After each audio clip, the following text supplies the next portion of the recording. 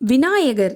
நாம் வணங்கும் முழு முதற் கடவுளான விநாயகப் பெருமான் எப்படி பிறந்தார் என்று பார்க்கலாமா? முன்னொரு காலத்தில் யானை முகம் கொண்ட கஜாசுரன் என்ற அசுரன் சிவபெருமானை நோக்கி பல வருடங்கள் கடுமையாக தவம் புரிந்தான். அவனது தவத்தை கண்டு மகிழ்ந்த சிவபெருமான் அவனுக்கு காட்சியளித்தார். உனக்கு என்ன வேண்டுமோ கேள் என்றார்.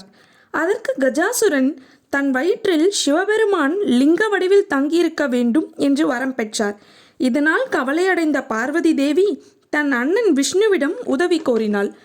பின்பு விஷ்ணு, நந்தி ஆகிய இருவரும் தெருக்கூத்து நடத்துபவர்கள் போல் கஜாசுரனின் அரண்மனைக்கு வந்தனர். நந்தியின் நடனத்தை கண்ட கஜாசுரன் அவர் வேண்டுவதை அளிப்பதாக வாக்களித்தார். அதற்கு நந்தி சிவபெருமானை விடுவிக்குமாறு கூறினார். கஜாசுரனோ சிவபெருமானை விடுவித்தார். அதை ஏற்றுக்கொண்ட சிவபெருமான் கஜாசுரன் யானை தலையை கொய்து அவனை பிறப்பு இறப்பு சுழற்சியிலிருந்து விடுவித்தார். அவனது யானை தோலை உடுத்திக்கொண்டு கஜசம்ஹார மூர்த்தியாக காட்சியளித்தார். பிறகு சிவபெருமான் தன் வாகனமான நந்தியில் அமர்ந்து கொண்டு கைலாயம் வருகிறார்.